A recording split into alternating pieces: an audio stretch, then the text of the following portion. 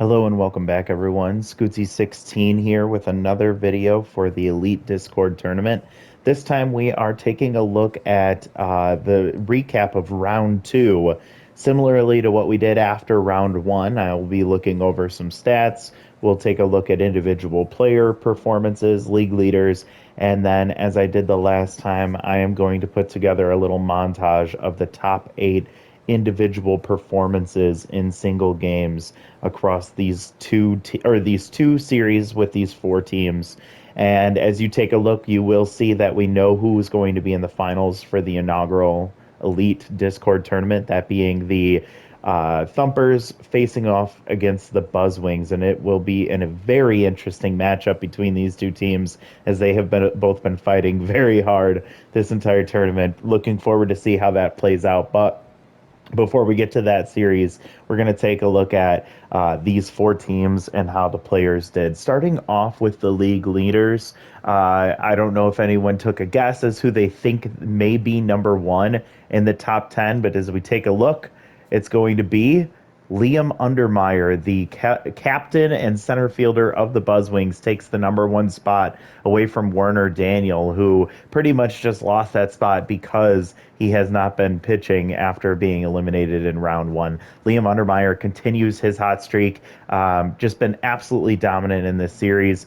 Four stolen bases, seven RBIs on four home runs. He's got an OPS of one 1.800. I don't even know how you say OPS, but just absolutely destroying that the rest of the tournament here, especially that Lockhorns pitching staff. In the number two spot, Jillian Fisher, Liam's teammate, she's started to heat up once again, now batting 464. She actually leads the league, I believe, in home runs with five. We'll see that in just a second. 11 RBIs for her and a walk. J.R. Vang, um, the pseudo captain for the Lockhorns, he dominated the tournament as well, as he was just absolutely coming up in those big spots with that RBI hero activated. Four home runs, 13 RBIs, which I believe leads the league as well. Rose Smile, unfortunately, although she has been eliminated, pitched valiantly for the Prowl. 0.79 ERA, 0.79 WHIP, 0.209 average in 11 and a third innings pitched, and she threw 13 strikeouts. So absolutely dominant. Werner Daniel, excuse me, already eliminated in the first round, stays here in the top five as he was just that good that first round that he's going to stick around. We'll see if that continues after the end of this tournament. Gabriel Blanchard for the Lockhorns showing up here in the sixth spot, followed by Ariadne Fitzpatrick. You'll also see Skylar Lynch there at 10. So four Lockhorns, despite them being eliminated, showing up here in the top 10. You'll also see Werner Daniel, the Arctics, that got eliminated, Rose Smile that got eliminated, and then you'll see that in the eighth spot, Knox Horn pops up here. He's batting 692. 1945 OPS with two home runs and eight RBIs. Fun fact, those two home runs and all those eight RBIs were all in the second round against the Prowl. So he came on in that second round and absolutely fired up and showed it there. One of those was that huge grand slam that he got in game three to kind of slam the door shut on any chance of the Prowl coming back. And then in the ninth spot, you see Landon Stone. Kind of the same story for him. He started on coming on late in that first round, and he continued to keep that streak up in the second round. Little cool, but he's still playing really well at first base for the Buzzwings. Taking a look across the rest of the statistics here, I won't take as long as I did last time, as I just want to make sure that we're moving along with this video, but you'll see Liam Undermeyer still leading in batting average at 667. You'll see that Jillian Fisher is leading the league in home runs with five. J.R. Vang won't get any more because he's been eliminated. It's going to come down to Liam Undermeyer and those three thumpers that you see there if they have a chance to top Jillian Fisher in home runs at the end of the tournament. Runs batted in, J.R. Vang leading the league right now with 13. Jillian Fisher follows that with 11. Then you see Caleb Thompson and Knox Horn with 8. Really big performances from them, and that'll continue in the finals here as they face off against each other. Moving forward, Liam Undermeyer leading all three of the percentage categories on base slugging and OPS by a pretty wide margin, with J.R. Vang being the next closest behind him, and then Jillian Fisher, who's still continued to stay hot in this tournament. As we keep going, Liam Undermeyer, 20 hits, Jillian Fisher with 13. We have to go all the way down to Landon Stone with 10, and then Knox Hornford of Wood, Archibald Sormore rounding out the top 10. But there's that group of four Lockhorns with 10 plus hits that have been doing really well, and it's unfortunate that they don't get a chance to move forward after the Buzzwings were able to knock them out. Extra base hits, Jillian and Liam there at the top. Strikeouts, you see Keegan Howell just continues to lead that category, along with a lot of prowl with the dominant pitching performances from the Thumpers. And then in this last batting category, we'll see runs scored, Liam and Jillian. Stolen bases, Liam here as well. Maxton Meyer is the only one from the Thumpers on this list with 2, and Skylar Lynch with 3 will not get any more. You'll also see that Liam got caught 3 other times as well, and 4 different Buzzwings on the stolen base board here. So we'll see if their speed continues against the Thumpers in the next one and against Francesca Brown behind the plate. Pitching wise, Class Thicket leads the tournament with 3 wins behind James Elliott, and then a handful of pitchers with 1 win. Earned run average. Werner Daniels not going to get top tier as he had zeros across the board there. Rose Smile came in close. She only gave up 1 hit, a home run, or 1 run, and it was the home run to Joe Tent that ended up losing them that game. Stella Maynard didn't get a chance to see what she could do as she got knocked out. Godfrey Shavewell struggled toward the end of his second outing, but he's still pitching really well for the Buzzwings. And then for saves, Zeke Corker, Dean Boyd, both with 2, and a handful of pitchers with 1. We go to whip. Werner Daniel, once again, 0.27. Rose Smile, 0.79. Michelle Cordova, 0.83. Then Bruce Wishwash, you see 1.15 of the active players in this tournament, followed by Class Thicket, 1.23, and Mila Levy, 1.23, and then Les Ventura, 1.26 whip. Opponent batting average, no one's going to touch Werner Daniel here either. Rose Smile, 0.29 or 209. Michelle Cordova, 217. Bruce, 265.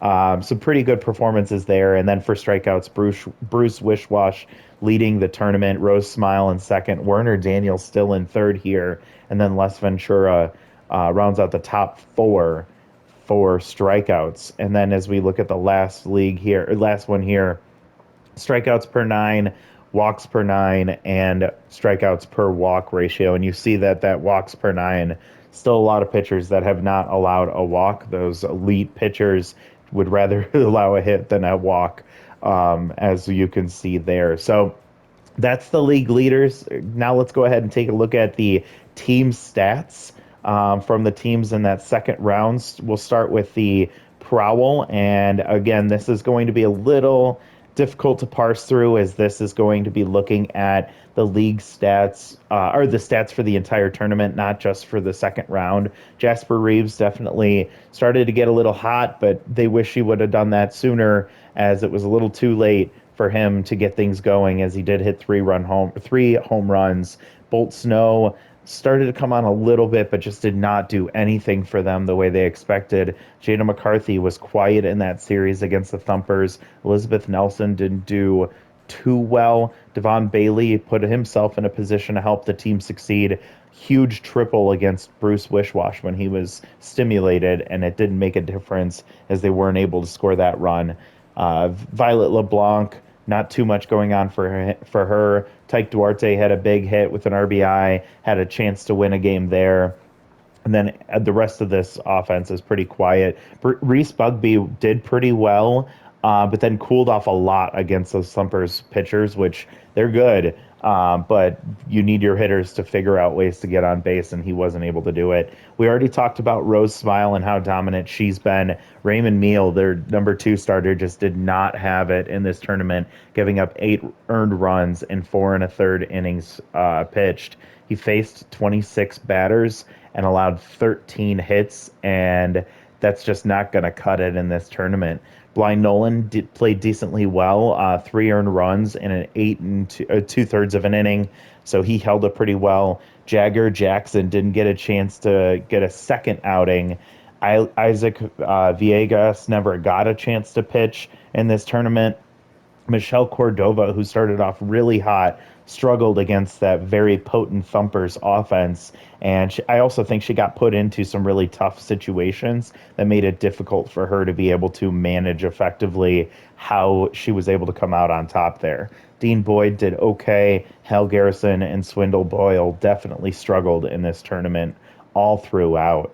Next, let's head over to the Lockhorns. The Lockhorns are going to look very good on paper here, as even Tobias Fox started to come on there towards the end of the tournament against the Buzzwings. But just like we talked about with the Prowl and with Jasper Reeves, it was a little too late for them to be able to stick this one out. Rhett Santana had a huge couple of home runs there, both in the against the Buzzwings. Raiden Gaines started hitting, but it was almost all singles. His power is too much for him to only get 6 singles and that be it.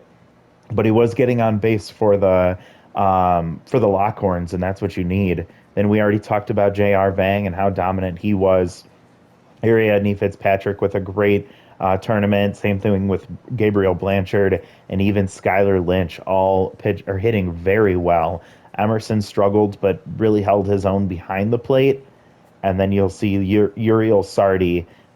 He did start to figure it out just a little bit, keeping some innings alive for the Lockhorns, but he had a very tough tournament.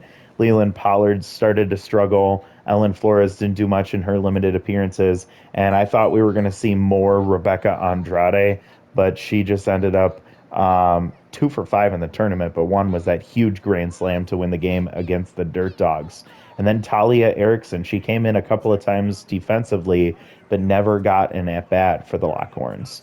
Switching over to pitching, Darth Hughes struggled. Amos Ellison struggled. Stella Maynard had a really great first outing, and then she got hit in the chest, body contusion against the Buzzwings, and she got knocked out early. It didn't affect her stats, but that was really, really detrimental to the bullpen for the Lockhorns. Ramus Turnpike did not have a great outing either. Jefferson Fleming, very valiant effort from him as he did everything he could to keep this Lockhorns team alive in this tournament against the Buzzwings, but in the end, just got too tired too quickly, being used so many times.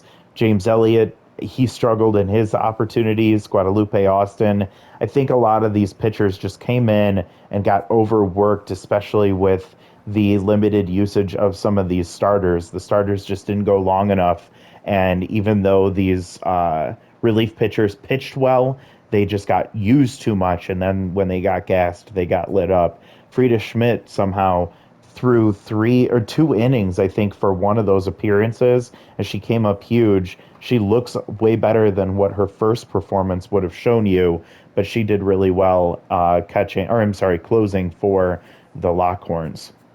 We then head over to the Thumpers and take a look at their team. Knox Horn came on huge in that second round against the Prowl. His 2 home runs and 8 RBIs, like we talked about, all showing up in that second round. Caleb Thompson has cooled off a lot, hasn't been able to do what he normally does. Archie Sormore did okay in the tournament this second time around. Ginger Munster came on really, really strong as well. Her home run and 6 RBIs, actually 5 of those RBIs came in one game, game 2 against the Prowl, where she just absolutely tore it up, hitting 2 doubles. I believe she hit 2 doubles and that home run in the same game. Just very impressive from her. She had a really good second round. Maxton Myers, just kind of consistent across the board. Same with Isabella Bullseye. Britt Luna came up big when she was stimulated, but that only happened one time. Otherwise, she's been really quiet. Francesca Brown, another consistent player. Bit Boston cooled off a little bit, but still getting hits and getting on base. And then Ryan Goodwin struggling. Joe Tent came up huge with that solo shot to win game one against the Prowl, 1-0. And that was all they needed. And then Callan Giles, as well as Hesto Lang, I don't even think they've had a chance to make an appearance defensively or offensively. We also saw Bruce Wishwash get a hit in, I believe, game two or game three. I can't remember. I think it was game three. Yeah, he came in to pinch hit and got a hit in his one at bat. He has some really good, solid hitting statistics as well. Moving over to the pitching staff, Cash Callahan did pretty decently well in his start. Bruce Wishwash and Les Ventura. Les got roughed up just a little bit against the Prowl, but you can see all of their ERAs are above 4, which is kind of weird with how good they've been pitching. You'll also notice Makai Botham, the fourth starter, hasn't gotten a chance to play at all because they keep sweeping their opponents. Hopefully that doesn't happen in this next one because as the Buzzwings manager, I'm hoping for at least a more competitive outcome in this one. Urkel Henry pitching lights out. Odin Soto lights out. Brianna Gangam got allowed a run in her 2 innings pitched. Zeke Corker 1 run in 4 and a third inning pitch. But really, these pitchers have been in the bullpen really, really solid, and you can rely on them when they come in. You will also notice that Arya Kelly has not still had a chance to make an appearance in this one. So a lot of thumpers haven't gotten a chance to show what they can do yet in this tournament. So we don't know if they have some sleeping giants or if they may not do anything at all. Taking a look at the Buzzwings to finish this up here, statistics wise, Kamari Butler, he's doing something. He's got 4 hits. I think all 4 came in the second round. Been struggling, but hoping he can turn things around. Liam Undermeyer, can't say enough about him. Jillian Fisher, same. Landon Stone, like to see that slugging get a little higher. Only 1 home run in the tournament so far on his 10 hits, but and only 2 extra base hits, but he just keeps hitting the ball, and that's all you need from him. Ironic that our only RBI hitter on the team only has 1 RBI, and it was on a sac fly. He's been doing okay getting on base, but we're looking for a little bit more power from him. Furtive Wood's been pretty solid. He had a few missed opportunities in some really big situations, but the pressure wasn't really on at that point, and he was still able to succeed for most of this. Kayla Carter came up huge in that second round. She got 1 game against the Lockhorns, and she ended up going 3 for 4 with a single, a double, and a home run, and drove in 6 runs in that game against the Lockhorns. So her coming out party was huge in that one. Keegan Howell had a really big opportunity to step up, and he was able to. He's starting to hit the ball, not consistently. He's still striking out a lot, but he's been able to hit the ball. And then Tessa North at the bottom of the order is a little bit hit and miss. Zeke Green's been struggling. Tandy Saunders, Jolly Reeves, Chevelle Friendly, limited opportunities, but have not gotten any hits. And then Godfrey Shavewell, 2 for 9, that catcher, the starting pitcher who doubles as a catcher, has not been able to do much offensively. Taking a look at the pitching staff, and I think the same as what we could say about the... Sorry about that. What we could say about the Thumpers pitching staff, the starters for the Buzzwings here, just I think they're going a little too long. Montgomery, Landry struggled in his timeout. Alfredo Knox, Mila Levy, I think they just start getting a little tired and staying a little too long. Class Thicket, who's been roughed up the last few games against the Lockhorns, has been the most reliable pitcher for the Buzzwings here, along with Earl Longbottom struggling quite a bit in his limited time, and Worry Habibi doing pretty decently well. We still have yet to see Luke Santiago and Bam Hatchford, so wondering if they'll ever get a chance to make an appearance in this tournament. But that is going to be it for the stats for both teams, or for all the teams in this second round, as well as the league leaders. And now I want to take a moment to show off some of the most important, impactful performances from round two. So let's go ahead and take a look at those. All right, so just like we did for the end of round one, I did take the time to review the best performances in round two, and you see them here. Now, one thing that's very different from round one is that round two was much more difficult to determine, so there may be some arguments in the comments section. There might be some disagreements from all of you. I would like to accept the responsibility of making the decision here. However, if you feel that there's a wrong decision being made, please let me know in that comment section below. But just like we did last time, we're going to work from 8 to 1.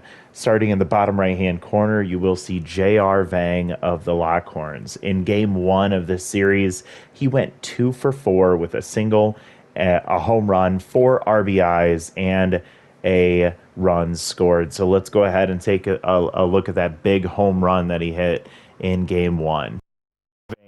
And here comes J.R. Vang with RBI Hero activated, and a runner scores, so it's now 10-5.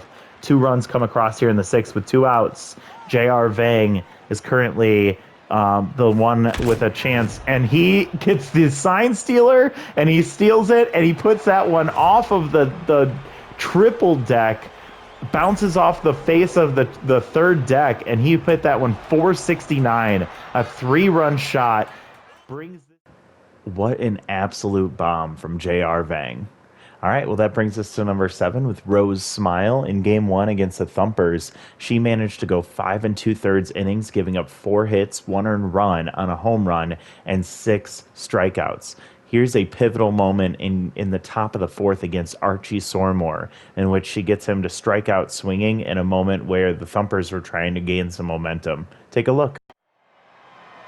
And Archie Sormore coming up, he's locked in. He did get a double in his last at-bat. He hit one really hard to right center field. And we'll see if he can keep making solid contact as he fouls that one off, and he's down 1-2. And Rose gets him to chase down, and he swings right through that one. The mojo.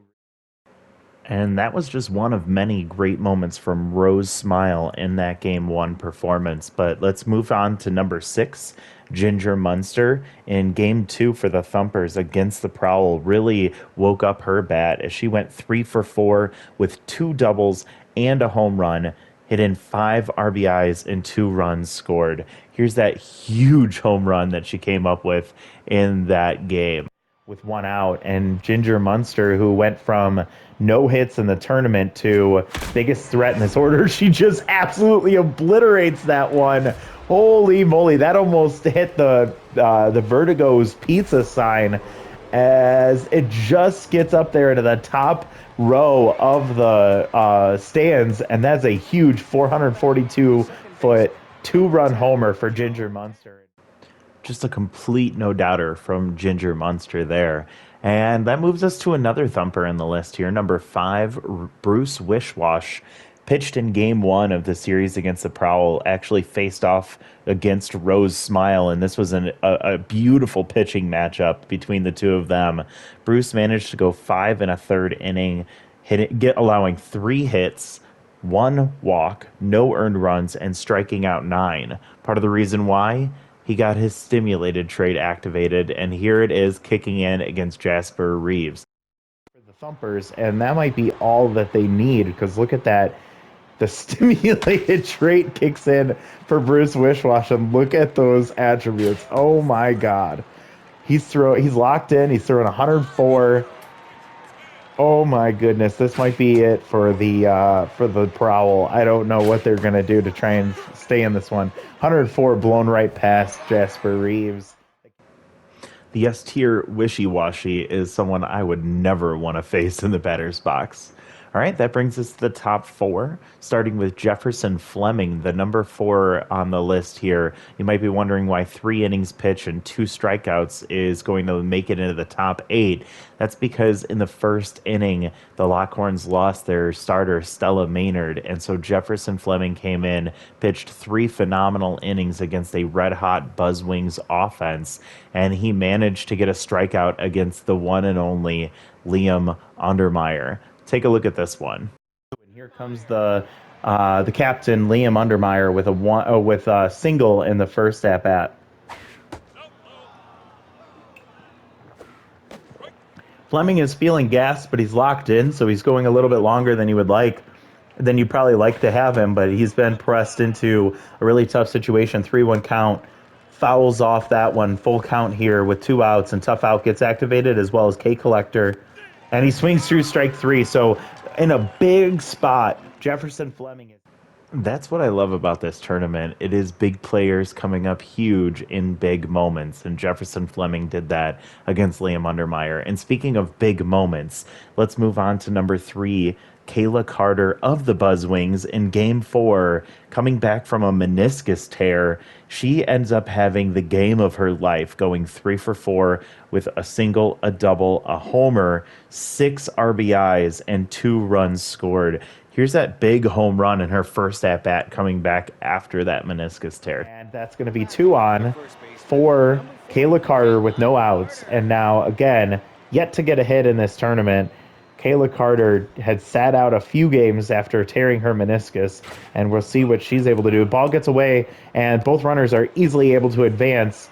Not sure if that was an error or a mistake from Emerson or from Ramus Turnpike, but Kayla Carter hits that ball hard, and it's out of here, just into the stands in left field. And Kayla Carter's first hit of the tournament is a 3-run homer, 3-6. So after struggling all tournament long, Kayla Carter comes back after an injury and makes a huge impact for the Buzzwings. And speaking of struggling, in Game 2 of the Thumpers versus the Prowl, Jasper Reeves, the captain of the Prowl, finally woke his bat up. He went 3 for 3 with a single and 2 home runs, driving in 3 runs and scoring 3. Here's the second of his 2 home runs on the day. And 1-2 count here, and Reeves is kind of swinging at everything. Takes ball 2 inside. And that one's going to be low for ball 3. I believe that was her elite slider. Runner goes. Jasper Reeves hits that ball hard to left field, and that's going to stay up, and it's going to get just over the yellow line. And Jasper Reeves with his second home run of the day and of the tournament, 367, just made it up there, and that is a 2-run shot. And he just might have given the Prowl a shot in the arm with that. Really great to see the captain show up big for the Prowl in the second round.